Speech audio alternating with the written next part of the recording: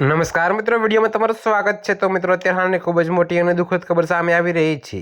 ત્યારે મિત્રો તમને જણાવી દઈએ કે રાજકોટના મવડી વિસ્તારમાં આવેલા બાપા સીતારામ ચોક પાસે રહેતા સબાડ પરિવાર પર દુઃખનો પહાડ તૂટી પડ્યો છે। તેમની 9 વર્ષની પુત્રી માહી સબાડને અચાનક હાર્ટ એટેક આવ્યો હતો। જોકે મિત્રો, માસૂમ માહીને તાત્કાલિક સારવાર મળે તે પહેલાં જ તેના પ્રાણ પંખેરો ઉડી ગયા હતા। જી હા મિત્રો, તો તમને વધુમાં એ પણ જણાવી દઈએ કે 9 વર્ષની કુમળી વયે હાર્ટ એટેકની આ ઘટનાએ તબીબી જગત અને વાલીઓ માટે ચિંતાનો વિષય ઊભો કર્યો છે। તો મિત્રો, હસ્તિરમથી માહીના અચાનક નિધનથી પરિવારજનો સ્તબ્ધ થઈ ગયા છે।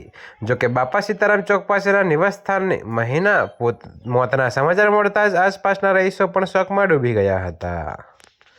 જી હા મિત્રો, તો તમને વધુમાં એ પણ જણાવી દઈએ કે એક નાની બાળકીનું હૃદય બંધ પડી જવાથી થયેલા મોતે અનેક સવાલો અને ચિંતાઓ જન્માવી છે। જોકે મિત્રો, છેલ્લા કેટલાક સમયથી રાજકોટ સહિત સમગ્ર રાજ્યમાં નાની વયના લોકોમાં હાર્ટ એટેકના પ્રમાણમાં વધારો થયો છે। પરંતુ 9 વર્ષની બાળકી સાથે બનેલી આ ઘટના અત્યંત ગંભીર માનવામાં આવી રહી છે। તો મિત્રો, તબીબોના મતે બાળકોમાં જન્મજાત હૃદયની ખામી અથવા જીવનશૈલીમાં ફેરફાર પણ આવા કિસ્સાઓ માટે કારણભૂત હોઈ શકે છે। જોકે માહીના અકાળે અવસાનથી સબાડ પરિવારમાં ક્યારેય ન પૂરાય તેવી ખોટ પડે છે। જી હા મિત્રો, તો અત્યારે હાલ માટે આટલું જ। મળીશું નવી અપડેટ સાથે। અને જો તમને મારા વિડીયો પસંદ આવતા હોય તો વિડીયોને લાઇક, કોમેન્ટ, શેર અને અમારી ચેનલને સબસ્ક્રાઈબ કરવાનું ભૂલતા નહીં મિત્રો।